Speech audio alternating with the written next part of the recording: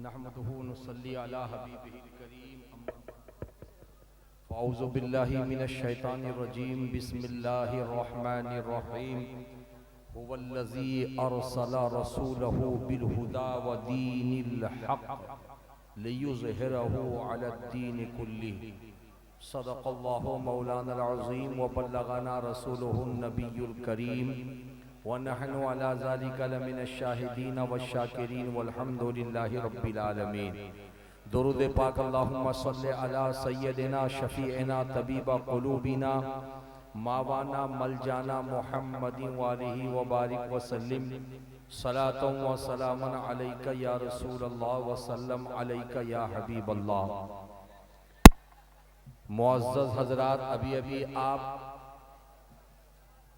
दुनियाए शेरो सुखन का शहंशाह हज़रत असद इकबाल साहब कलकत्तवी से उनका नायाब कलाम और बुजुर्गान दीन के मखसूस कलाम को समाअत किया और आप महजूज होते रहे।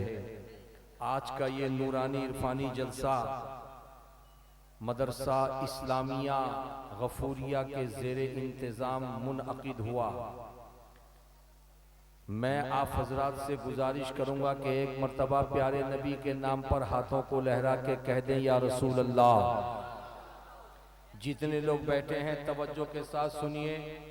इंशाअल्लाह ताला मालूमात का खजाना अपने दामन में समेट करके आप अपने अपने घरों को जाएंगे।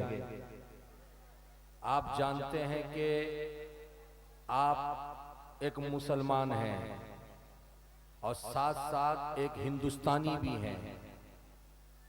मुसलमान होना ये आपके लिए मजहबी पहचान है और हिंदुस्तानी होना ये आपके लिए मुल्की पहचान है।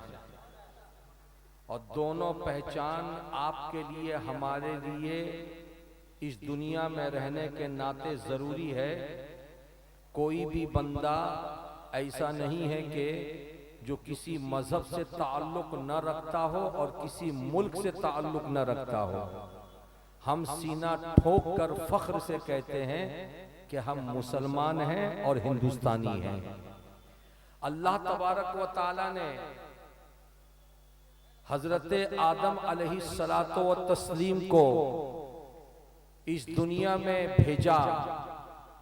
मकसद एक था और वो मकसद ये था कि खुदा के दीन का प्रचार करें।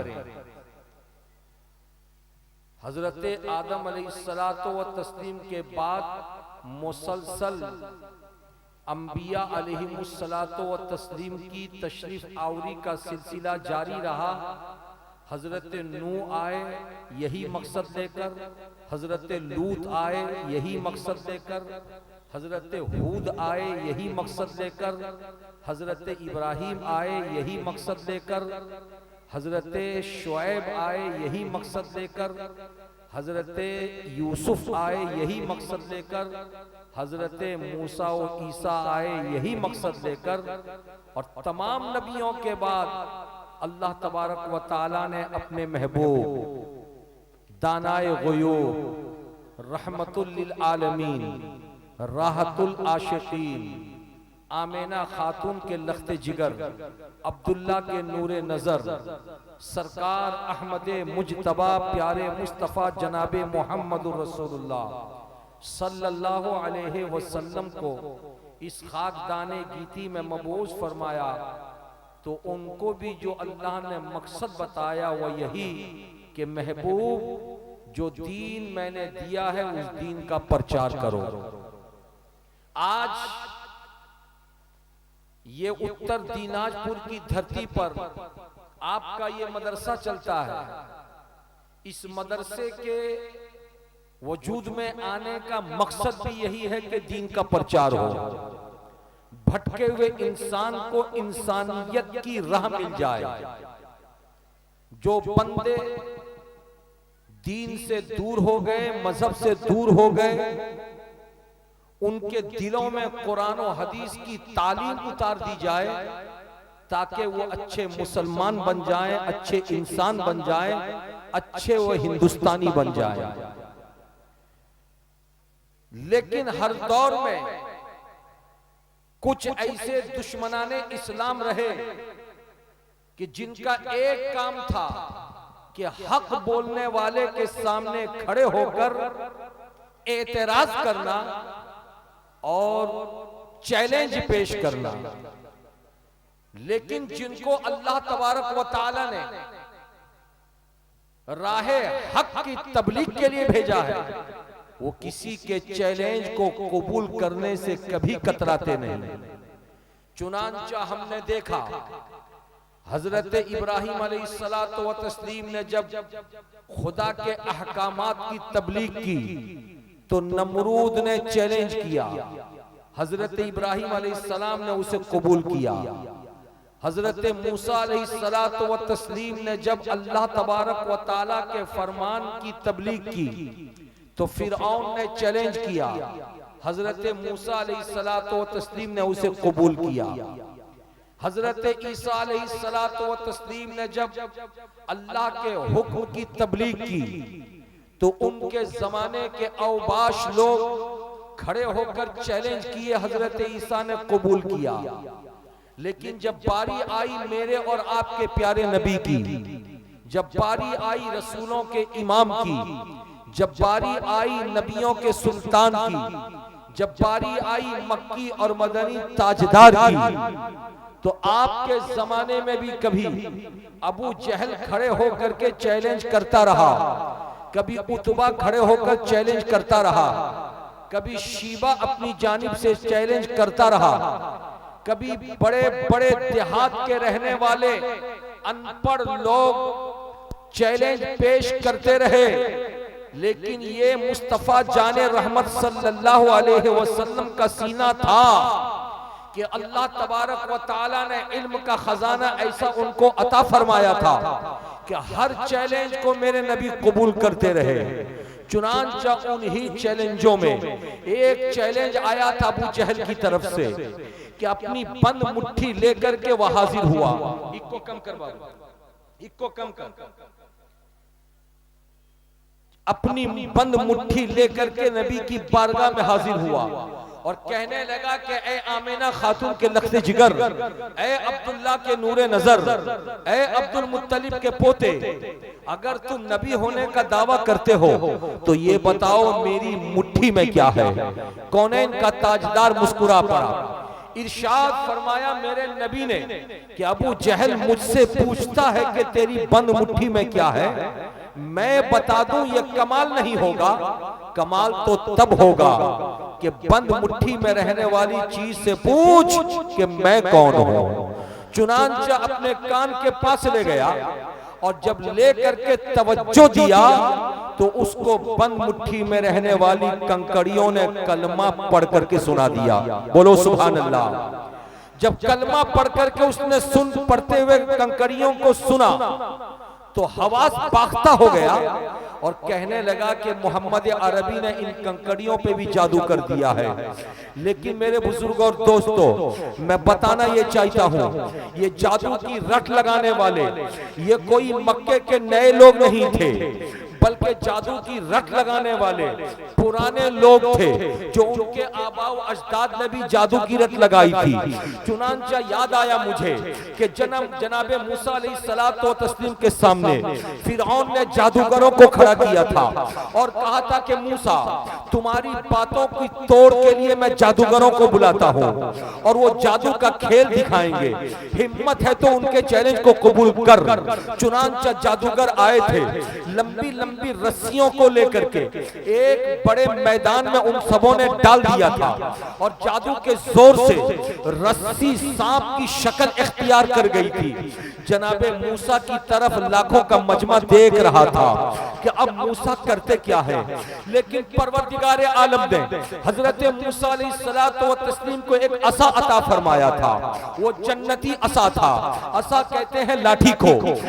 वो लाठी इतनी पावरफुल लाठी थी कि 10 हाथ लंबी लाठी थी, लेकिन उस लाठी का कमाल ये था कि जब किसी रास्ते से हजरत मूसा चलते और रास्ते में पानी पीने की जरूरत पड़ती, किसी कुएं के पास जाते, अगर डोल और रस्सी नजर न आती तो हजरत मूसा उसी लाठी को कुएं में डाल देते, वो लाठी रस्सी का काम करती। वही लाठी थी कि जिस लाठी को हजरत मूसा अलैहिस्सलातो व तस्लीम लेकर के चलते, रास्ते में जब आपकी आंख बंद होती और आप आराम करना चाहते तो उस लाठी को तकिया बना के सराने रख देते, तो वो लाठी तकिया का काम करती। वही लाठी थी कि जब हजरत मूसा अलैहिस्सलातो व तस्लीम पर ईमान लाने वाले 12 कबीले के लोग प्यासे हो गए और उन सबों ने पानी तलब किया था, तो जनाबे मूसा अलैहिस्सलातो व तस्लीम ने चारों तरफ नजर दौड़ाई थी और कहीं पानी उनको न मिला था, तो आपने लाठी को उठा करके एक पत्थर पर जब मारा था तो पत्थर से 12 पानी के चश्मे निकल पड़े थे और 12 कबीले के लोग उन चश्मों से पानी पी रहे थे। वही लाठी थी कि जब फिरऔनी गुंडे हजरत मूसा अलैहिस्सलातो व तस्लीम और उनके हवारीयीन का पीछा करके उनको पकड़ने की कोशिश कर रहे थे, हजरत मूसा अलैहिस्सलातो व तस्लीम के सामने दरिया था, दरिया के अलावा कोई रास्ता नहीं कि किस तरफ जाएं, तो आपने लाठी को उठा करके जब पानी पे मारा था तो पानी का सीना फट गया था और लाठी का कमाल ये था कि 12 रास्ते तैयार हो गए थे। उन्हीं रास्तों से हजरत मूसा अलैहिस्सलातो व तस्लीम का कलमा पढ़ने वाले पार होकर के दरिया के उस पार पहुंच गए थे। वही लाठी थी कि जब फिरऔन ने अपने जादूगरों को बुला करके रस्सी का जोर दिखाया था और सांप की शक्ल रस्सियां ले ली थी, तो हजरत मूसा अलैहिस्सलाम मुस्कुराए थे और मुस्कुरा करके उसी लाठी को आपने मैदान में डाल दिया था। लाठी का आना था कि गजब हो गया। अल्लाह तबारक व तआला की कुदरत देखो, उस लाठी को खुदावंद कुद्दूस ने इतना बड़ा अजदहा सांप बना दिया कि अल्लाह अल्लाह, जब वो सांप की शक्ल इख्तियार करके लाठी जब अपना मुंह खोले तो हालात ऐसे बन गए, किताबों में आता है कि 240 फीट की चौड़ाई दोनों जबड़ों के बीच की थी। जब उस सांप ने मुंह खोला था तो उसकी हैबत को देख करके, उसके उस अंदाज को देख करके 80,000 लोग वहीं पे दम तोड़ चुके थे, वहीं पे जाँ बहक हो गए थे और उस अजदहा सांप ने एक एक करके सारे सांपों को निगलना शुरू कर दिया। फिरऔन भागा था लेकिन सांप ने उसका पीछा किया था। उस अजदहा ने हाथ जोड़ करके माफी मांगा था और कहा था कि मूसा मुझे माफ कर दो, मूसा मुझे माफ कर दो।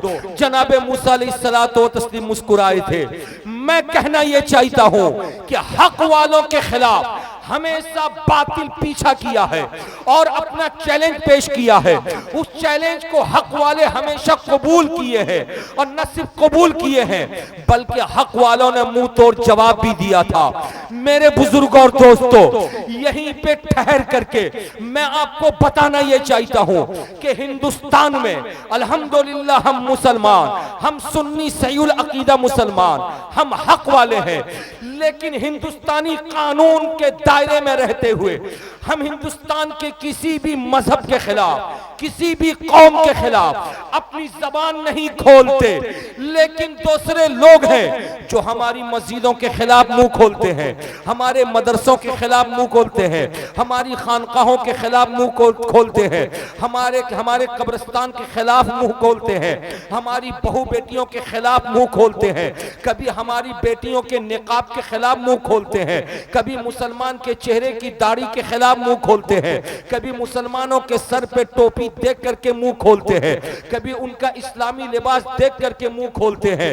लेकिन हालात ऐसे बन गए कि जब तक दूसरे लोग हमारे लिबास के खिलाफ मुंह खोलते रहे तब तक हम चुप रहे, हमारी टोपी के खिलाफ मुंह खोलते रहे तब तक हम चुप रहे, हमारी दाढ़ी के खिलाफ मुंह खोलते रहे तब तक हम चुप रहे। लेकिन हालात इतने बिगड़ गए कि अब तो टोपी दाढ़ी या हमारी बहनों के लिबास या उनके निकाब को तो छोड़ो, बल्कि जिस महबूबे खुदा ने, जिस रसूल कौनैन ने, जिस नबी कौनो मका ने, जिस खुदा के हबीब ने मक्के की दुनिया में रबीउल अव्वल की 12 तारीख को पैदा हो करके गारे हिरा में अपना वक्त गुजार के 40 साल की उम्र में फारान की चोटी पर खड़े होकर के हमें खुदा का पैगाम दिया था।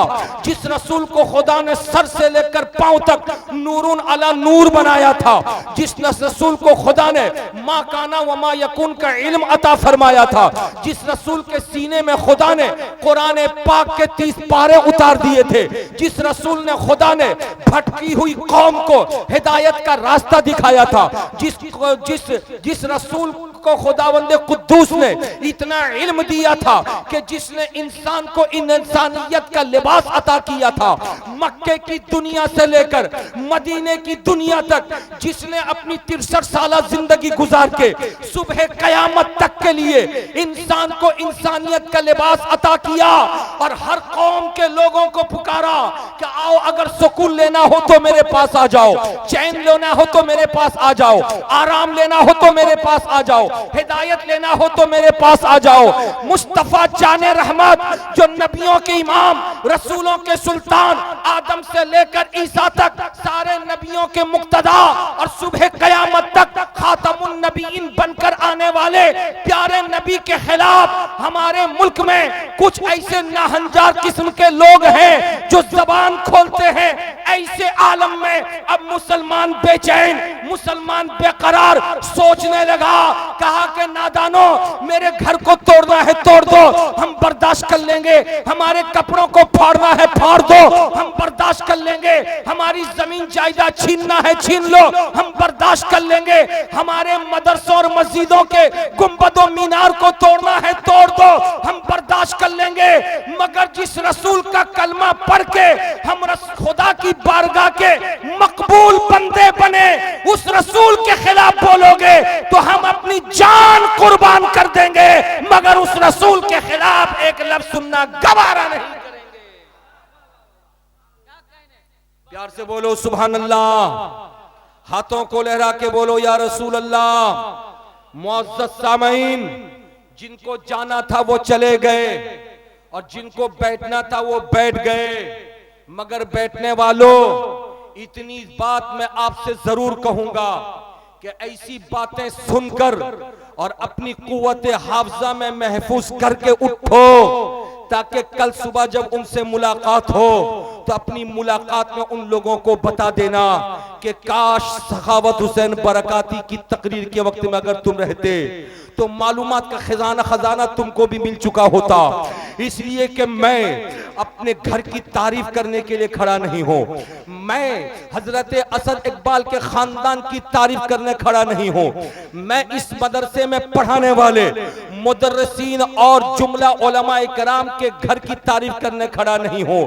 मैं अगर खड़ा हूं तो मक्की ताजदार की तारीफ करने खड़ा हूं, मैं अगर खड़ा हूं तो मदनी आका की तारीफ करने खड़ा हूं, मैं अगर खड़ा हूं तो कुरान की अजमत बताने के लिए खड़ा हूं, मैं अगर खड़ा हूं तो तुम्हें सच्चा इस्लाम बताने के लिए खड़ा हूं, मैं अगर खड़ा हूं तो मजहब हक्का की बातें बताने के लिए खड़ा हूं।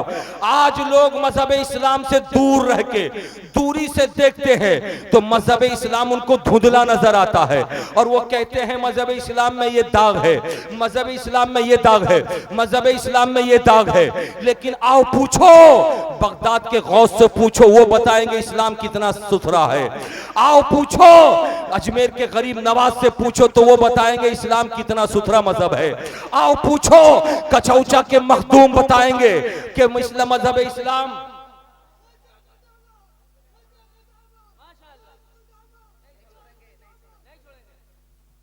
सुभान अल्लाह सुभान अल्लाह सुभान अल्लाह।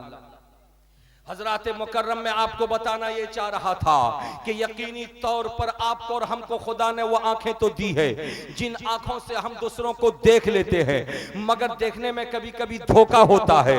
इसलिए हम दूसरी कौम के लोगों से ये कहना चाहेंगे कि अपनी आंख की पट्टी को खोल दो और खोल करके आओ और मजहब इस्लाम को मोहब्बत की नजर से देखो, मजहब इस्लाम को अकीदत की नजर से देखो। क्या तुम्हें मालूम नहीं कि मक्के की सुनहरी आबादी में कोई कलमा पढ़ने वाला नहीं था। मेरा रसूल पैदा होने के बाद 40 बरस तक खामोश था, लेकिन 40 बरस के बाद जब मेरे मुस्तफा ने जबान खोली है तो हालात ऐसे बन गए हैं कि अबू बकर सिद्दीक ने जब रसूल को देखा तो कलमा पढ़ना शुरू कर दिया, फारूक आजम ने जब रसूल को देखा तो कलमा पढ़ना शुरू कर दिया, हजरत उस्मान ने जब रसूल को देखा तो कलमा पढ़ना शुरू कर दिया, हजरत मौलाए कायनात ने जब रसूल को देखा कलमा पढ़ना शुरू कर दिया। मियां सुनो, देख करके कलमा पढ़ा, आप कहोगे कि उन्होंने माथे की आंखों से देखा था जिसकी वजह से उन्होंने कलमा पढ़ा।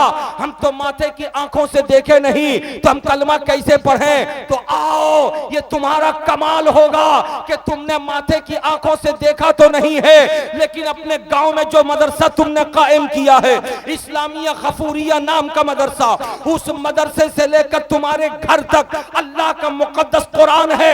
अगर रसूल को नहीं देखा तो कुरान को तो देखा है, और अगर कुरान को देखा है तो कुरान से पूछ रसूल कैसे थे, तो कुरान कहेगा रसूल को देखना चाहते हो तो आओ, रसूल का चेहरा वो दुहा है, रसूल के जुल्फे पाक वो लैली इज़ा सजा है, रसूल का सीने पाक अलम नशरह लक सदरक है, रसूल के हाथ मुबारक यदुल्लाहि फौका ऐदीहिम है, रसूल का सफर मुबारक सुब्हानल्लज़ी असरा बिअब्दिही लैलन मिनल मस्जिदिल हराम इलल मस्जिदिल अक्सा है।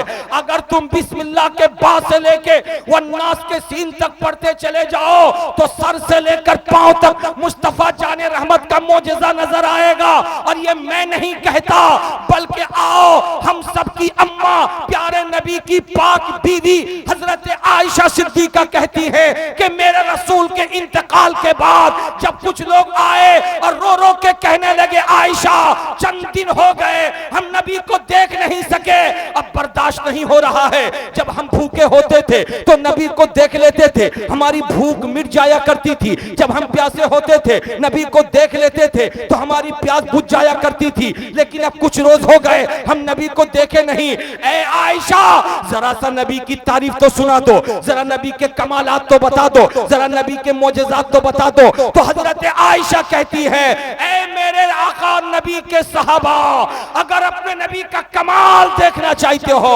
उनका हुस्न देखना चाहते हो, उनका मोजज़ा देखना चाहते हो, तो आयशा से न पूछो, जाओ खुदा का मुकद्दस कुरान उठा के देखो, बिस्मिल्लाह के बा से लेके वन्नास के सीन तक खुदा ने मुस्तफा जाने रहमत का हुस्न कुरान में अता कर दिया।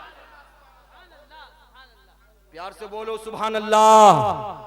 इसीलिए तो आला हजरत अजीमुल बरकत मुजद्दिद दीन मिल्लत अशाह इमाम अहमद रजा खान फाजिल बरेलवी अलैहि रहमत व रिजवान अपनी नातिया शायरी में लिखते हैं, वो कमाले हुस्न हुजूर है कि गुमाने नक्शे जहां नहीं, वो कमाले हुस्न हुजूर है कि गुमाने नक्शे जहां नहीं, यही फूल खार से दूर है, यही शम्मा है कि धुआं नहीं।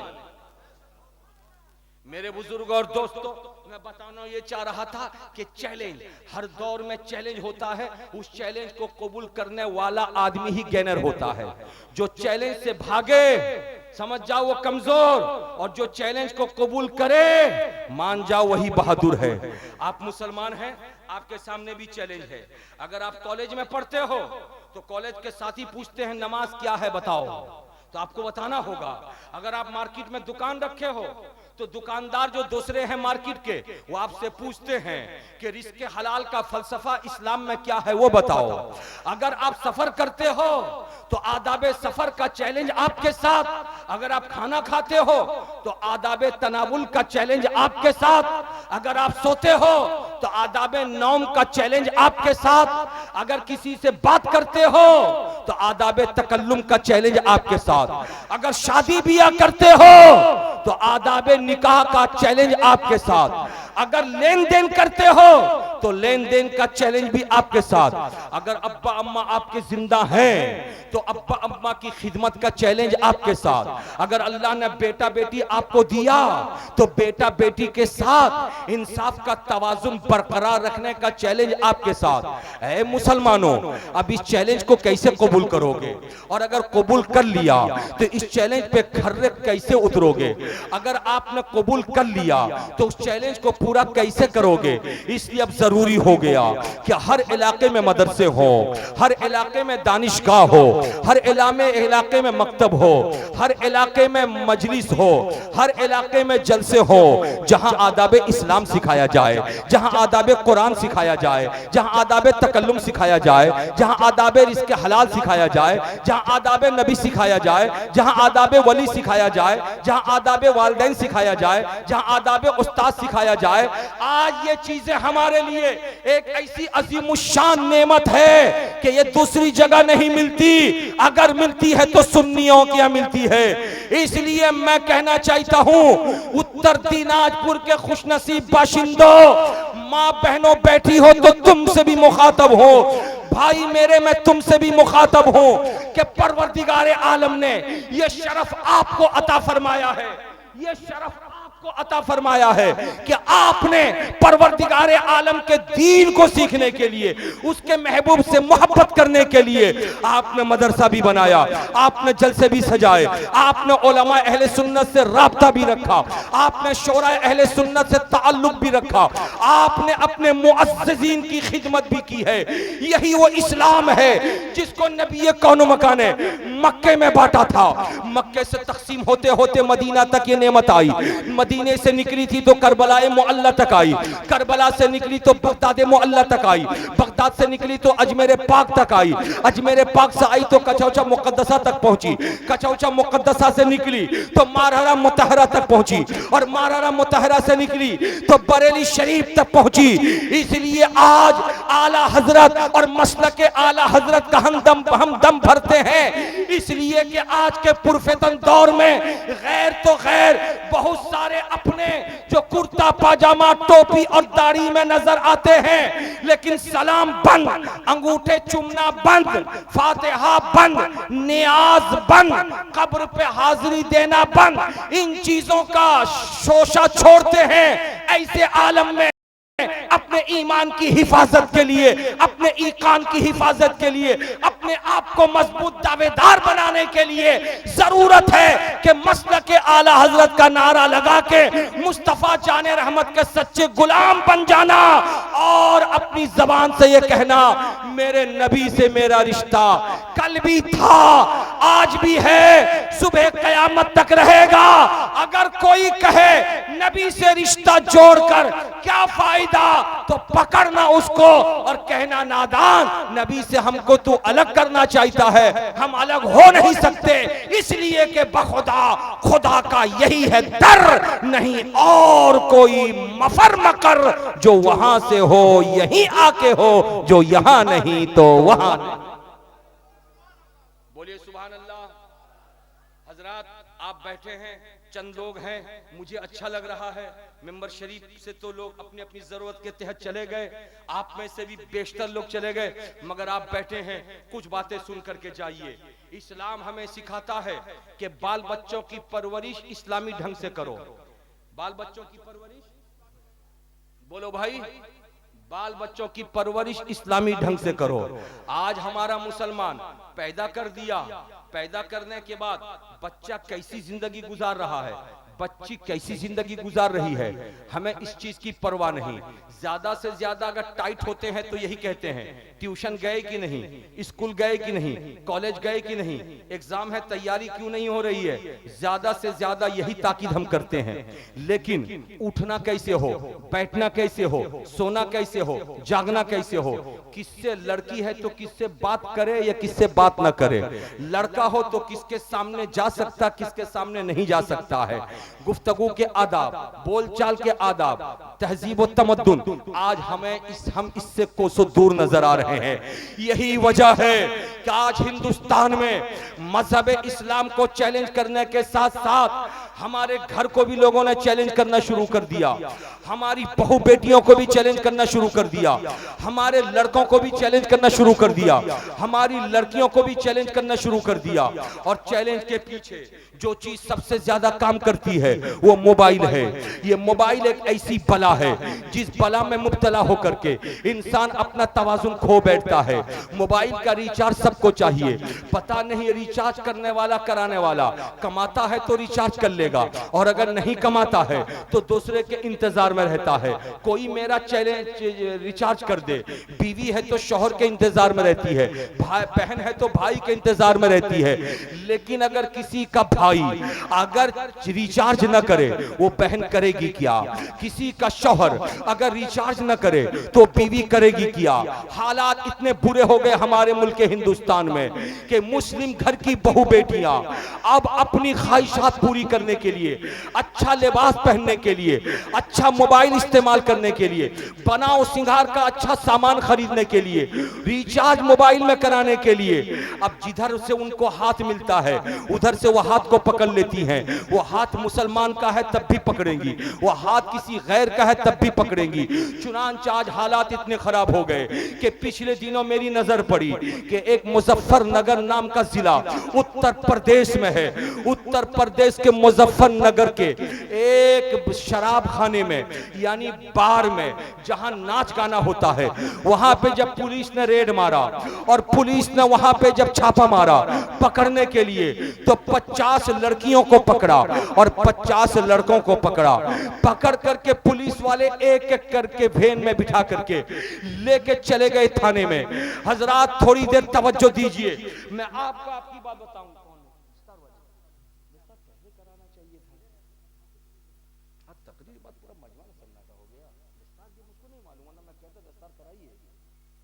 हजरात अब आप जाएंगे नहीं, ये देखिए दस्तार वाले बच्चे हैं, इन्होंने कुरान पाक हिफ्ज़ किया है, आलमियत की दस्तार है माशाअल्लाह, ये आलिम बनना है। सुभान अल्लाह सुभान अल्लाह। जिस वक्त मजमा ठाठे मार रहा था और मिंबर शरीफ पर भी उलमा इकराम की कसरत थी, उस वक्त ये काम होना चाहिए था। जरूरत थी हजरत असद इकबाल के पढ़ने से पहले या हजरत असद इकबाल के पढ़ने के फौरन बाद ये काम कर लिए होते। अब तो लोग आए, घड़ी देखे और देख करके निकल गए। चलिए कोई बात नहीं, आप बैठे हैं भैया, आप लोग इन बच्चों का साथ दीजिए। ये बच्चे बच्चे नहीं हैं, आलमियत की दस्तार है, यानी कौम की अमानत बनने जा रहे हैं। अब ये बच्चे मुसल्ले इमामत को संभालेंगे, ये बच्चे कौम की क़यादत करेंगे, ये बच्चे गुमगश्तगाने राह को पकड़ करके राहे हक उनको दिखाएंगे, हिदायत का रास्ता उनको दिखाएंगे।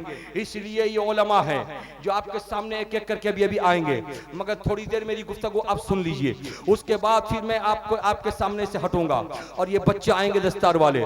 मैं आपको बताना ये चाह रहा था, 50 लड़कों को पुलिस वालों ने पकड़ा था और 50 लड़कियों को पुलिस वालों ने पकड़ा था। वैन में बिठा करके थाना ले गए थे और थाने में जा करके लाइन से लड़कों को खड़ा कर दिया, लाइन से लड़कियों को भी खड़ा कर दिया, एक एक करके नाम लिखना शुरू किया। ऐ उत्तर दिनाजपुर के लोगों, जरा सा अपने कलेजे को अपने हाथ में ले लो और लेकर के जो मैं बात बोलने वाला हूं उसको तुम सुनो। अल्लाह अल्लाह, जब लड़कों का नाम लिखना शुरू किया तो 49 यानी 49 लड़के ऐसे थे जो गैर मजहब के थे और एक लड़का मुस्लिम था, उनका नाम उन लोगों ने लिख दिया। अफसोस का मकाम तो है कि एक लड़का बहक गया और बार में चला गया शराब खाने में। अल्लाह अल्लाह, हजरात 49 गैर थे, एक अपना मुस्लिम लड़का था। लड़कों का नाम लिखने के बाद जब पुलिस वालों ने लड़कियों का नाम लिखना शुरू किया तो आपको हैरत होगी, 44 यानी 44 लड़कियां मुस्लिम थी और 6 लड़कियां सिर्फ गैर मुस्लिमा थी। अल्लाह अकबर, जरा सा अंदाजा लगाओ वो किसके घर की बेटी रही होगी, वो किसके घर की बहू रही होगी। आखिर उसके पास कमी क्या थी, आखिर उसको जरूरत क्या थी? क्या मोबाइल में रिचार्ज करवाना था कि पैसे कमाने गई थी? क्या आईफोन उसको चलाना जरूरी था कि वो पैसे कमाने के लिए गई थी? क्या उसको अपने जरूरत के लिए बनाओ सिंगार का सामान खरीदना था जिसके लिए वो शराब खाने में जाके नाच रही थी? क्या उसको उम्दा लिबास पहनना था जो अपने बाप और अपने भाई और अपने शौहर की कमाई से वो लिबास उसको नहीं मिल पा रहा था कि उम्दा लिबास बनाने के लिए वो पैसे कमाने के लिए गई? माँ बहनों, मैं तुमसे मुखातब होकर के ये कहना चाहूंगा, वो किसके घर की 44 बेटियां थी? मुस्लिम के घर की बेटियां थी, जिनके घरों में नमाजें पढ़ी जाती हैं, जिनके घरों में कुरान की तिलावत होती है, जिनके घरों में तस्बीह और तहलील होती है, जिनके घरों की बेटियों को सर पे दुपट्टा रखने का हुक्म दिया गया है, जिनके घरों की बेटियों को सुबह उठ करके कुरान तिलावत करने का पैगाम इस्लाम देता है। आखिर उस घर की बच्चियां की वजह है कि आज हम मुसलमान तो हैं, लेकिन हमारे सामने चैलेंज आ रहा है, उस चैलेंज को हम कबूल नहीं कर रहे हैं। अपनी बेटियों को इस्लाम नहीं सिखा रहे हैं, अपने बेटों को इस्लाम नहीं सिखा रहे हैं। हम पैदा हुए थे तो हमारा नाम माँ बाप ने इस्लामी नाम रख दिया था, बस हम मुसलमान हो गए। लेकिन मुसलमान का किरदार क्या होना चाहिए, मुसलमान का कैरेक्टर क्या होना चाहिए, मुसलमान को कैसी तहजीब सीखनी चाहिए, मुसलमान का तमद्दुन कैसा होना चाहिए, आज हमें ये सीखने की जरूरत नहीं, आज हमें सिखाने वाला कोई नहीं। ऐसे आलम में मुझको 1400 साल पहले की वो बात याद आती है, जब रसूल कौनैन सल्लल्लाहु अलैहि वसल्लम के जमाने में औरतें भी आती थी मदीने पाक, मस्जिद नबवी में नव रसूल के पीछे नमाज पढ़ने के लिए। कोई रोकने वाला नहीं था, कोई मना करने वाला नहीं था। सिद्दीक अकबर का जमाना आया 2.5 साल का, औरतें आती रही, जमात में शरीक होकर नमाज पढ़ती रही। लेकिन जब फारूक आजम का जमाना आया तो फारूक आजम ने अपने दौरे खिलाफत में ऐलान किया, अब कोई औरत मस्जिद के अंदर आकर जमात से नमाज नहीं पढ़ेगी, बल्कि वो अपने घर में पढ़ेगी और उसको जमात का सवाब मिल जाएगा। औरतों ने उस वक्त कहा था, ए फारूक आजम, रसूल ने नहीं रोका, आप रोक रहे हैं, सिद्दीक अकबर ने नहीं रोका, आप रोक रहे हैं। तो फारूक आजम का जवाब था कि अगर आज के जमाने में रसूल होते तो मेरे रसूल जरूर रोक देते, अगर सिद्दीक होते तो सिद्दीक भी जरूर रोक देते। इसलिए कि अब औरतों की कसरत इतनी हो गई है कि मेरी नजर देख रही है, अगर इसी तरीके से मस्जिद में आने और जाने का सिलसिला मर्दों की तरह औरतों का भी बना रहा तो वो दिन दूर नहीं कि लोग मस्जिद नमाज पढ़ने के लिए नहीं बल्कि बुराई करने के लिए आने लगेंगे। इसलिए इस दरवाजे को बंद कर देना चाहिए, इस बाप को रोक देना चाहिए, इस सैले रवा को खत्म कर देना चाहिए। चुनांचे उन्होंने खत्म कर दिया। तो माँ बहनों, स्कूल में पढ़ने वाली लड़कियों की हिफाजत करो, कॉलेज में पढ़ने वाली लड़कियों की हिफाजत करो, यूनिवर्सिटी में पढ़ने वाली लड़कियों की हिफाजत करो। सिर्फ मोबाइल उनको दे करके आंखें मत बंद कर लो, बल्कि मोबाइल को चेक भी करो, लड़की किससे बात करती है, लड़का किससे बात करता है, मोबाइल का गलत यूज तो नहीं हो रहा है। ये चैलेंज है, चैलेंज, जिस चैलेंज को कबूल करना आज के मुसलमानों के लिए जरूरी है। वरना हम अपने इस्लाम की हक्कानियत का ऐलान तो करते हैं, इस्लाम जिंदाबाद का नारा तो लगाते हैं, लेकिन हमारे घर की बहू बेटियां आज आपे से बाहर होकर के मुसलमानों के चेहरे पे कालिक पोतने का काम कर रही है। चुनांचे बेशुमार ऐसी रिपोर्टें हैं कि इसी मकरो फरेब के जाल में फंस के हमारे घर की सैकड़ों बेटियां जो गैर के हाथ को पकड़ करके घर छोड़ के चली गई, संसार छोड़ के चली गई, समाज छोड़ के चली गई। और याद रखना, मुस्लिम समाज में जब एक बेटी की शादी होती है तो बेटी का बाप अगरचे इंतजाम करता है, लेकिन वो बेटी अपने बाप की नहीं होती, बल्कि वो बेटी पूरी पंचायत की होती है, पूरे समाज की होती है, पूरी सोसाइटी की होती है, पूरी मिल्लत की होती है। तो इस्लामी घर की बेटी पूरी पंचायत के सर को ऊंचा करती है, लेकिन जिस मुस्लिम घर की बेटी भाग करके गैर मुस्लिम के हाथ को पकड़ के, कॉलेज के दोस्त के हाथ को पकड़ के, ड्राइवर को पकड़ के, रास्ता चलने वाले को पकड़ के मकरो फरेब के जाल में फंस के निकाह कर लेती है, वो इस्लाम से भी दूर हो जाती है, खुद तो डूब जाती है, लेकिन मोहल्ले वालों के सर को नीचा कर देती है, खानदान वाले सर उठा नहीं सकते। ऐसे में नौजवानों, हिम्मत करो, सिर्फ जलसा न करो, सिर्फ नारा न लगाओ, बल्कि अपने इलाके में, सोसाइटी और समाज में बहू बेटियों की हिफाजत का भी कदम उठाओ। इसलिए कि जिस घर में, जिस खानदान में खानदान वाले बच जाते हैं, खानदान वालों का दीन भी ऊंचा होता हुआ नजर आता है। मेरे बुजुर्ग और दोस्तों, आज हमारे सामने ये चैलेंज है। आओ उस चैलेंज को कैसे कबूल किया जाए। हम एक चैलेंज हो तो उसका रोना रोए। हमारे सामने तो हजारों चैलेंज है। ये उत्तर दिनाजपुर मुस्लिम अक्सरियती इलाका है और इस उत्तर दिनाजपुर में एक नहीं अनेक जलसे होते हैं। हर गांव में छोटे बड़े मदरसे हैं, हर मस्जिद में सुन्नी इमाम हैं। रास्ता चलते हुए सुन्नी इंसान टोपी दाढ़ी वाला नजर आ जाता है, लेकिन जरूरत है कि इस्लाम को पहचानो, इस्लाम के हुस्न को पहचानो, इस्लाम की खूबी को पहचानो। माँ बहनों, घरों में सुबह उठ करके तुम कुरान पाक की तिलावत करो, नमाज फज्र की अदायगी करो, फिर उसके बाद तुम खाना बनाओ तो देखो फिर खाने में बरकतें कितनी होती हैं। अपने शौहर के हक में दुआ करो, देखो शौहर की कमाई में कितनी बरकतें होती हैं। अपने मरे हुए मुर्दे जो खानदान के गुजर गए उनकी मगफिरत की दुआ करो। गैर दुआ करेगा दुआ तो है, लेकिन अपनों की दुआ में जो चाशनी है वो गैरों की दुआ में नहीं है। दुआ करो। आओ मैं आपको दिखाता हुआ गुजरू हजरत इमाम अहमद इब्ने हंबल, जिनका जमाना बड़ा पुरखतर जमाना था। ये पढ़े लिखे बच्चे हैं, उलमा तशरीफ रखते हैं। मैं इन लोगों की मौजूदगी में एक मसला बताता हूँ और मसला बता करके मैं एक बात वाजे करना चाहता हूँ। इजाजत है आपकी तरफ से? अरे बोलिए भाई, इजाजत है आपकी तरफ से? प्यार से बोलो सुभान अल्लाह।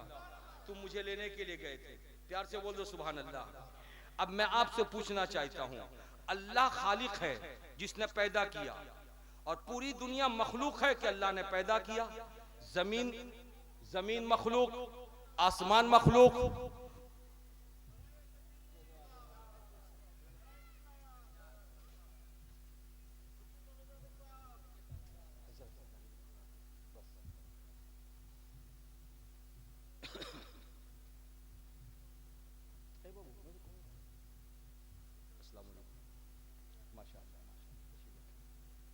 बैठ जाइए, बैठ जाइए हजरात, और 10 मिनट मेरी तकरीर सुन लीजिए। सुन लेंगे भैया? अरे बोलिए, प्यार से बोले सुभान अल्लाह। हजरात तवज्जो हाजिर कीजिए, हजरत तशरीफ ले आए, हजरत का इंतजार था। तो मैं आपको बताना चाह रहा था, खुदा ने जमीन पैदा किया, जमीन मखलूक, आसमान पैदा किया, बोलते जाइए, आसमान भी मखलूक, फरिश्तों को खुदा ने जन्म दिया, फरिश्ते ही मखलूक, नबियों को खुदा ने पैदा किया, नबी भी मखलूक, हमको और आपको पैदा किया, हम भी मखलूक। यानी खुदा ने जिन जिन चीजों को पैदा किया सब मखलूक है और पैदा करने वाला खालिक है। यही है ना भैया? अरे बात समझ आई हमारी? पहाड़, अब आप बोलिए, पहाड़ मखलूक है? अरे बोलिए पहाड़। दरिया, अरे बोलो। हवा, आग मखलूक है, सारी चीजें मखलूक है, अकेले खुदा की जात खालिक है। यही है ना?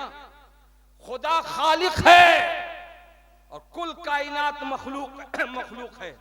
लेकिन हजरत इमाम अहमद इब्ने हंबल का जमाना है, वक्त के बहुत बड़े इमाम हैं। उनके जमाने में जालिम बादशाह हजरत इमाम अहमद इब्ने हंबल को बुलाता है और बुला करके कहता है कि इमाम साहब, कुरान पाक के बारे में आपका क्या इरादा है और कुरान पाक के बारे में क्या इल्म है, बताइए कि ये मखलूक है या नहीं। हजरत इमाम अहमद इब्ने हंबल फरमाते नहीं, कुरान मखलूक नहीं है। कुरान, बोलो बोलो कुरान, ये उलमा जानते हैं, कुरान मखलूक नहीं है, कुरान खुदा की सिफत है। प्यार से बोलो सुभान अल्लाह, झूम के बोलो सुभान अल्लाह। ये एक इल्मी बात मैंने आपसे कही, कुरान मखलूक नहीं है, खुदा का कलाम है। मखलूक का माना जो नहीं था फिर हुआ। अगर कुरान को भी आप मान लोगे कि कुरान मखलूक है, तो पता ये चला कुरान पहले नहीं था, बाद में हुआ। लेकिन ऐसा नहीं है, कुरान खुदा का कलाम है तो खुदा हमेशा से है, तो उसका कलाम भी हमेशा से है। झूम के बोलो सुभान अल्लाह। उसका कलाम भी हमेशा से है। ये और बात है कि बाद में हमको मिला, आपको मिला, इनको मिला, उनको मिला। हजरात मिला बाद में, लेकिन मखलूक नहीं है। जालिम बादशाह कहता रहा, ए इमाम साहब बोलिए खुद कुरान मखलूक है। इमाम साहब कहते रहे नहीं, वो कहता रहा मैं मारूंगा। इमाम साहब ने चैलेंज कबूल किया, मार। बर्दाश्त कर लूंगा, का जेल में डाल दूंगा, का चैलेंज कबूल, जेल में चला जाऊंगा, कोड़े बरसाऊंगा, का चैलेंज कबूल, कोड़े खा लूंगा, तुझको सूली पे लटका दूंगा। बादशाह कह रहा है जालिम, इमाम साहब चैलेंज को कबूल कर रहे हैं। जरा सोचो तो सही, थोड़ी देर में हमारी और आपकी नीयत बदल जाती है, इरादा डगमगा जाता है, ऑल फॉल बक देते हैं। क्या हमारी और आपकी जान जान है? इमाम अहमद इब्न हंबल की जान जान नहीं है, उनकी भी जान जान है, लेकिन मारने की धमकी इमाम साहब कबूल कर रहे हैं। उनको जेल पे डालने की धमकी दी जा रही है, इमाम साहब कबूल कर रहे हैं। हालात ऐसे बन गए कि जिस वक्त जालिम बादशाह के सामने इमाम अहमद इब्न हंबल खड़े होकर तकरीर कर रहे थे और कह रहे थे, नादान, कुरान मखलूक नहीं है, कुरान खुदा का कलाम है, खुदा की सिफत है, उसको तुम मखलूक नहीं कह सकते। तो इमाम अकेले नहीं थे, बल्कि 40,000 लोग इमाम के पीछे खड़े थे और नारा लगा रहे थे और कह रहे थे कि इमाम साहब फिक्र मत कीजिएगा, हम आपके साथ हैं, आपको जो तकरीर करनी हो कीजिए। इमाम साहब अड़े रहे, जालिम बादशाह कहता रहा नहीं मखलूक मानो, इमाम साहब कहते रहे नहीं। तो जालिम बादशाह ने अपने कारिंदों को भेज करके इमाम साहब की गिरफ्तारी करवा लिया। और जब इमाम साहब को गिरफ्तार करने के लिए लोग आए तो 40,000 का मजमा टूट गया। अब सब लोग भागे, सिर्फ 400 लोग नजर आए जो इमाम साहब के साथ साथ थे। हालात ऐसे बन गए कि जब इमाम साहब को लेकर के जेल के सल्लाखों के पीछे डाला गया था तो उस वक्त 400 लोग थे, लेकिन जेल के दरवाजे पर पहुंचते पहुंचते सब लोग पीछे हो गए। अब इमाम अकेले हैं, सबको अपनी जान की परवाह हो गई, अपनी जान की फिक्र हो गई। हजरात, यहां पर ठहर करके मैं आपको करबलाए मुअल्ला का वो दास्तान सुनाना चाहता हूं जो करबलाए मुअल्ला में जाने वाले सरकारे हुसैन के चचाजाद भाई इमाम मुस्लिम के साथ हुआ था, जो कूफा की सरजमीन पर हुआ था। मैं 2-4 जुमलों में उसको सुना करके फिर पलट करके आता हूं, जरा तवज्जो हाजिर करना। हजरात, इमाम मुस्लिम बिन अकील करबलाए मुअल्ला के रास्ते जब कूफा पहुंचे थे इमाम हुसैन के भेजने के बाद, तो जिस दिन पहुंचे कूफा उस दिन कूफियों के 40,000 की तादाद इमाम मुस्लिम के साथ थी। लेकिन एक हफ्ते के अंदर अंदर जब यजीद ने सख्ती किया था तो सारे के सारे लोग साथ छोड़ दिए थे। इमाम मुस्लिम इब्न अकील कूफा में अकेले हो गए थे। हद तो ये थी कि सबों ने अपना दरवाजा भी बंद कर लिया था। इमाम मुस्लिम इब्न अकील मगरिब की नमाज के बाद पूरे कूफा में गश्त करते रहे, मगर किसी का दरवाजा नहीं खुला था कि कोई इमाम मुस्लिम इब्न अकील को पनाह दे सके। हालात बद से बदतर हो गए थे कि प्यास की शिद्दत थी। एक ज़ईफा को देखा था जो अपने बेटे का इंतजार कर रही थी। उस ज़ईफा के दरवाजे पर पहुंच करके आपने पानी नोश किया था और ज़ईफा को जब पता चला था कि मुस्लिम इब्न अकील यही है तो उसने अपने नम आंखों से अपने घर के अंदर छुपाया था।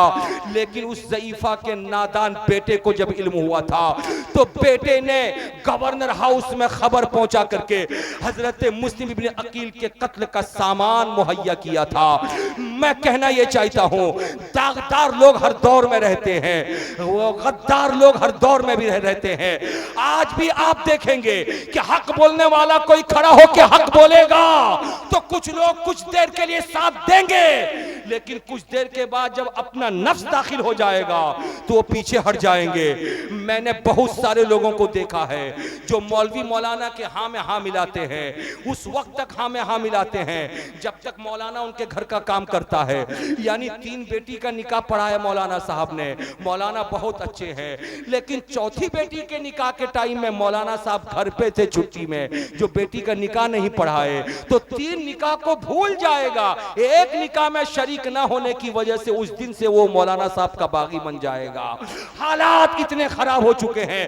अगर दादा का इंतकाल हुआ, इमाम साहब ने नमाज़े जनाजा भी पढ़ाई, दादी का इंतकाल हुआ, नमाज जनाजा भी पढ़ाई और कब्रिस्तान में साथ साथ जाके मिट्टी भी डाला।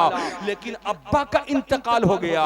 इमाम साहब की बेटी की तबीयत खराब थी, इमाम साहब घर चले गए। वो उसी दिन नाराज हो जाएगा, इमाम साहब मेरे अब्बा का जनाजा क्यों नहीं पढ़ाए? इसलिए कि आज हम नफ्स के गुलाम हो गए। हजरात, ऐसे लोग हर दौर में होते हैं जो गद्दारों की फेहरिस्त में होते हैं। लेकिन मैं आपसे कहना चाहता हूं, वफादार बन के रहो। अगर मुसलमान हो तो मुसलमान, वफादार मुसलमान बन के रहो। अगर हिंदुस्तानी हो तो हिंदुस्तानी शहरियत अगर मिली है तो मुल्क के बाशी, वफादार बाशी बन करके रहो। अगर अपने अब्बा अम्मा के बेटे हो तो अब्बा अम्मा तुम्हें लात मारे, डांटे, डपटे, फिर भी वफादार बन के रहो। अगर तुम अपने इमाम के मुक्तदी हो तो मुक्तदी होने की हैसियत से इमाम साहब की मीठी बात भी कबूल करो और कभी कड़वी बात कहे तो उसको भी तुम कबूल करो। ये वफादारी है। अल्लाह अल्लाह, इमाम अहमद इब्न हंबल को जब नादानों ने पकड़ के जेल के सल्लाखों के पीछे डाला था तो पूरे 400 लोग छोड़ करके चले आए थे। इमाम अकेले थे जेल के अंदर। जब जेलर उनको कोड़े मारता था तो हालात ऐसे बन चुके थे कि अपना तो कभी कभी साथ नहीं देता मगर गैर कभी कभी साथ देता है। रवायत ये मिलती है, उस जेल में एक चोर था। उस चोर ने जब इमाम साहब को देखा कि कोड़े खा रहे हैं फिर भी कहते हैं मैं हक कहता हूं, कुरान मखलूक नहीं है। मारता है जेलर फिर से कोड़ा, फिर कहते मैं हक कहता हूं, कुरान मखलूक नहीं है। ऐसे आलम में चोर के कान खड़े हो गए और चोर के जब कान खड़े हुए तो जेलर जब चला गया मार मार के, फिर दूसरे टाइम आके मारेगा तो चोर करीब गया और जाकर के कहने लगा इमाम साहब मैंने आपकी पीठ देखी, आपकी पीठ लहूलुहान हो गई। मैंने आपका बर्दाश्त देखा, बर्दाश्त की हद हो गई। मैंने आपका सब्र ज़ब्त देखा, उसकी इंतहा हो गई। इमाम साहब एक बात मैं कहना चाहता हूं, आप हक पर हैं। अगर हक पर नहीं होते तो इतना मार खा के भी आप अपनी बात को बदल सकते थे मगर बदला नहीं। इमाम साहब मैं आपको कहना यह चाहता हूं, मैं चोर हूं, चोरी करता हूं, उसी चोरी करने के जुर्म में पकड़ा गया हूं। लेकिन जेल के अंदर जब ठुकाई मेरी होती है मैं इनकार करता हूं कि मैं चोर नहीं हूं। वो मारता जाता फिर भी मैं कहता मैं चोर नहीं हूं। वो मारता जाता फिर भी मैं कहता हूं मैं चोर नहीं हूं। चोर हूं फिर भी मैं मार खा खा करके कहता हूं कि मैं चोर नहीं हूं। लेकिन आप तो हक पर हैं, आप हक पर हैं, इसलिए आप अड़े रहे अपनी बात पे, खुदा मददगार है। आप अड़े रहे अपने कौल पे, खुदा मददगार है। इमाम अहमद इब्न हंबल कहते हैं एक चोर के इस हौसला अफजा बात सुन करके मेरे हौसले को तवानाई मिली, मेरे हौसले को कुव्वत मिली। मैं कहना यह चाहता हूं जब हक बोलने वाला हक बोलने के लिए आता है तो कोई तो हो अच्छा मुसलमान बन करके जो हक बोलने वाले के साथ खड़ा हो जाए। फिर इमाम अहमद इब्न हंबल की जान जाती है, उनको सूली पे लटका दिया जाता है। लेकिन सूली पे लटक करके भी इमाम अहमद इब्न हंबल कहते हैं ऐ दुनिया वालों, मैं सूली पे इसलिए लटक रहा हूं कि दुनिया मुझसे कुरान के मखलूक होना कहलवाना चाहती है। अगर मैंने कुरान को मखलूक कह दिया तो मैं गुमराह हो जाऊंगा, मैं राह रास्ते से भटक जाऊंगा, मेरा ईमान खत्म हो जाएगा। लेकिन दुनिया से जा रहा हूं सूली पे चढ़ के और सूली पे चढ़ के ऐलान करता हूं जान जाती हो तो जाती रहे लेकिन इस्लाम का दामन हाथ से छूटने न। नारे तकबीर, नारे रिसालत, मजहबे इस्लाम, मजहबे इस्लाम, हजरती अल्लामा सखात हुसैन बरकाती, नारे तकबीर, नारे रिसालत। इसलिए मेरे बुजुर्ग और दोस्तों जलसे में आप आए हो एक पैगाम लेकर के जाना। माँ बहनों तुम भी बेटे एक पैगाम लेकर के जाना। तुम एक अच्छी सास हो, तुम एक अच्छी माँ हो, तुम एक अच्छी नानी हो, तुम एक अच्छी दादी हो, तुम एक अच्छी बीवी हो, तुम एक अच्छी माँ हो, तुम एक अच्छी बहन हो। लेकिन सोच करके देखो कि तुमने बहन होने का हक अदा किया, माँ होने का हक अदा किया, सास होने का हक अदा किया। बीवी होने का हक अदा किया, अगर किया है तो अल्लाह ताला इसका अज्र देगा, और अगर नहीं किया है तो सिर्फ और सिर्फ मोबाइल पेर करके पाकिस्तानी सीरियल मत देखो, अपना वक्त बर्बाद मत करो, शॉर्ट वीडियो देख देख करके अपना वक्त बर्बाद मत करो। अगर तुम पढ़ी लिखी हो तो अपने मौलाना से कह करके, अपने बेटों से कह करके, चाहे उर्दू जबान में हो चाहे बांग्ला जबान में हो, मसाइल की किताबें मंगवाओ, खाली वक्त में उन किताबों को पढ़ो, एक अच्छी मोमिना बन जाओ। भाइयों, फुर्सत के वक्त में सिर्फ चाय खाने पे बैठ करके दुनिया भर की बातों को सुन करके उस पर तबसरा मत करो। बेनमाजी हो तो नमाजी बन जाओ, कुरान पढ़ना नहीं सीखे हो तो कुरान पढ़ना सीख लो। अगर तुमको खुदा ने औलाद दी है, औलाद की तरबियत का सबक सीख लो। ये चैलेंज है, इसलिए कि इस चैलेंज को अगर कबूल नहीं किया आपने तो कल खुदा की बारगाह में जवाब देना होगा। याद रखो, कभी भूल भुलैये में मत रहना, जो जैसा करेगा वैसा पाएगा। इस भूल भुलैये में न रहना, इसलिए कि जब किसी का बेटा नालायक हो जाता है, चोर बन जाता है, डाकू बन जाता है, बेईमान बन जाता है, जानी बन जाता है, अगर निकम्मा बन जाता है, तो जहां उस बेटे की पकड़ अल्लाह की बारगाह में होगी, वहीं पे उसके माँ बाप की भी पकड़ होगी। तुमने इस्लाम क्यों नहीं सिखाया, तुमने मजहब क्यों नहीं सिखाया? तो ये चैलेंज है हमारे लिए, उस चैलेंज को कबूल करना हमारा और आपके लिए जरूरी है। मैं खुदा की बारगाह में दुआ करता हूं कि मेरा परवरदिगार हमें और आपको अपने फजल से, अपने करम से मालामाल करे कि हम दीन और दुनिया की नेमतें सीख करके खुदा की बारगाह में सुरखरू बन जाए। तकबीर, खड़े हो जाइए आले रसूल। नारे तकबीर, नारे रिसालत, नारे रिसालत, हुजूर सूफी मिल्लत, हुजूर सूफी मिल्लत। नारे तकबीर, नारे रिसालत, नारे रिसालत। फैजान हुजूर सूफी मिल्लत, फैजान हुजूर सूफी मिल्लत, फैजान हुजूर शाह नवेद आलम साहब क़िबला। नारे तकबीर, नारे रिसालत।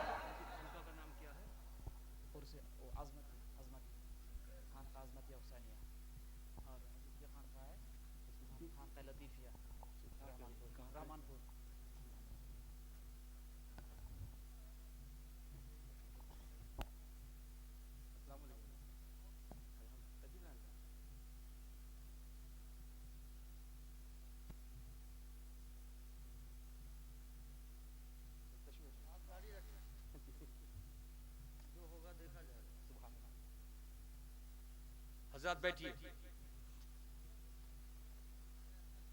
हजरत, ये मंजर कितना सुहाना है, कितना सुहाना मंजर है। हमारी जमात के दो फूल, एक खानकाह अजमतिया हुसैनिया का फूल और एक खानकाह लतीफिया का फूल। अरे बोलो ना भाई, प्यार से बोलो, झूम के बोलो। ये दो फूल मिंबर शरीफ पर आज हैं और उसकी खुशबू से मुकम्मल जलसगाह मुअत्तर है। प्यार से बोलो ना। जिनके नूरानी चेहरों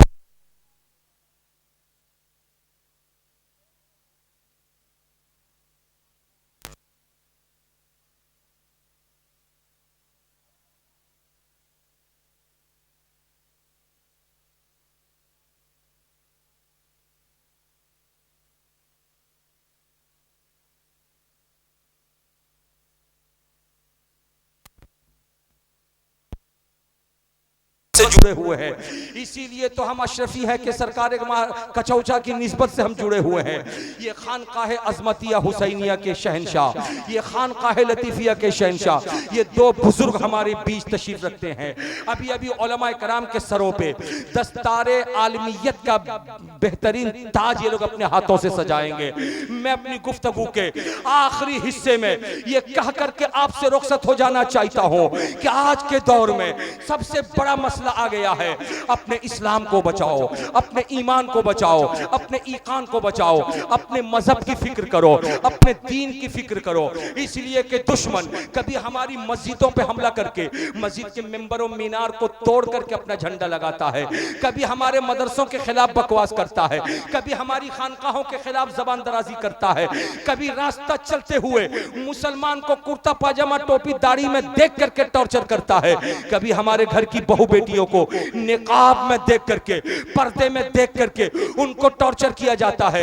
ऐसे आलम में दुनिया दुनिया सोचती है कि मुसलमान को हम नेस्तो नाबूद कर दे, मुसलमान को खत्म कर दे। न मुसलमान रहेगा न अजमेर का की नगरी रहेगी, न मुसलमान रहेगा न कचौचा मुकद्दसा की ततहीर रहेगी, न मुसलमान रहेगा न खानकाह अजमतिया का हुस्न रहेगा, न मुसलमान रहेगा न खानकाह लतीफिया की पाकिज़गी रहेगी, न मुसलमान रहेगा न मस्जिद के मंबरों मेहराब नजर आएंगे, न मुसलमान रहेगा न मदरसों की चार दीवारी के अंदर बैठकर कोई कुरान पाक पढ़ता हुआ नजर आएगा। बातिल फिरकों से कह दो कि नादान, ये शोशा तेरा कोई नया शोशा नहीं है, ये 1400 साल पहले का शोशा है।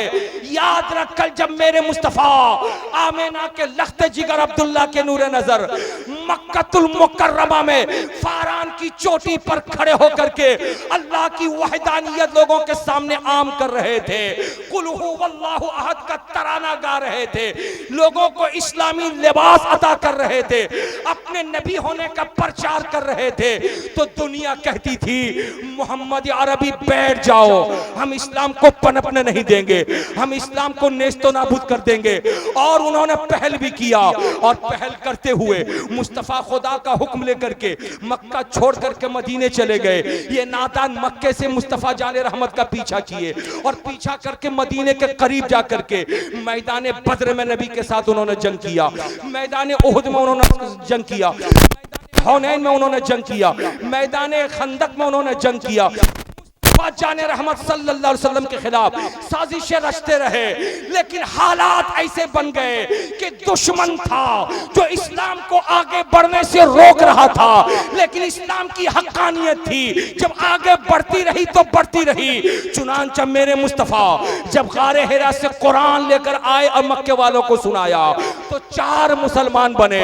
वही मुस्तफा दारे अरकम में बैठ करके जब कुरान पढ़ाना शुरू किए तो 42 लोग इस्लाम कबूल किए। वही मुस्तफा जब शेब अबी तालिब से वापस आकर लोगों को इस्लाम सुनाया तो 80 लोग इस्लाम कबूल किए। वही मुस्तफा दुनिया रोकती रही, नबी आगे बढ़ते रहे, मैदान बद्र में इस्लाम को रोकने की कोशिशें की, लेकिन नबी ने जब कुरान सुनाया तो 313 की तादाद में लोग इस्लाम कबूल करके मुसलमान बनते रहे। वही इस्लाम था जिसको रोकने की कोशिशें होती रही।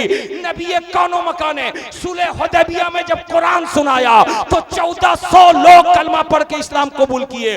वही इस्लाम था जिसको आगे लेके मुस्तफा आगे बढ़ते रहे, और जिस वक्त मक्के वालों के साथ नबी ने सुलह किया तो 10,000 लोग थे जो इस्लाम का कलमा पढ़ के मुसलमान बनते रहे। वही इस्लाम था जिसको रोकने की कोशिश होती रही, मगर मैदान हुनैन में मुस्तफा ने जब कुरान सुनाया तो 12,000 की तादाद में लोग इस्लाम कबूल करके मुसलमान बनते रहे। वही इस्लाम था जिसको रोकने की कोशिशें होती रही, मगर नबी आगे बढ़ाते रहे। और जो हज्जतुल विदा के मौके पर मेरे मुस्तफा ने कुरान सुनाया है तो 70,000 की तादाद में लोगों ने कलमा पढ़ के इस्लाम कबूल किया। और जब नबी का आखिरी वक्त आया, मेरे नबी के इंतकाल के वक्त में मक्का सोच रहा था इस्लाम मिट गया, दुनिया सोच रही थी इस्लाम खत्म हो गया, मगर नबी ने जो खुशबू छोड़ी थी उस खुशबू से मुअत्तर होकर के कमोबेश 1,24,000 लोग थे जो नबी के सामने खड़े होकर कलमा पढ़ते हुए नजर आए। इसलिए इस्लाम को रोकना मुमकिन नहीं। इस्लाम हक्कानियत का मजहब है, और आज रोज सुबह उठ करके यूट्यूब खोलो तो तुम्हें हर मुल्क में दर्जनों लोग इस्लाम का कलमा पढ़ते हुए नजर आएंगे। इस्लाम तेरी अजमतों को सलाम, इस्लाम तेरी रिफातों को सलाम, इस्लाम तेरी पाकिज़गी को सलाम। तू मक्के में था बड़ा प्यारा था, मदीने आया बड़ा प्यारा था, करबला आया बड़ा प्यारा था, बगदाद आया बड़ा प्यारा था, अजमेर आया बड़ा प्यारा था, कचौचा पहुंचा बड़ा प्यारा था, मारहरा पहुंचा बड़ा प्यारा था, खानकाह अज़मतिया में आया बड़ा प्यारा था, खानकाह लतीफिया में आया बड़ा प्यारा था, बरेली में आया बड़ा प्यारा था, हम सबों के घरों में आ गया बड़ा प्यारा है। कल भी हम मुसलमान थे, आज भी मुसलमान हैं, और जब दुनिया से जाएंगे तो दुनिया की कौम जब जाती है तो उनको जला दिया जाता है। हम जब जाते हैं आंखों में सुरमा लगा के, नया लिबास लेकर के, जिस नबी ने कलमा पढ़ाया था उस नबी को सलाम करने के लिए कब्र में नजर आया। वाह क्या जूदो करम है, शहे बता तेरा, नहीं सुनता ही नहीं मांगने वाला तेरा, फर्श वाले तेरी शौकत का ओलू क्या जाने, खुसरवा अर्श पे उड़ता है फरेरा तेरा। अल्लाह तबारक व ताला हमारी और आपकी इस खिदमत को कबूल करे। बहुत ऐसे हैं जो बाजुओं पर रखते हैं और बहुत ऐसे हैं जो मालो जर रखते हैं, मगर या रसूल अल्लाह हम तो फकत तेरी करीमी पे नजर रखते हैं। इस्लाम जिंदाबाद, हिंदुस्तान पाइंदाबाद, वमा अलैना इल्लल बलाग। अस्सलामु अलैकुम व रहमतुल्लाहि व बरकातुहू।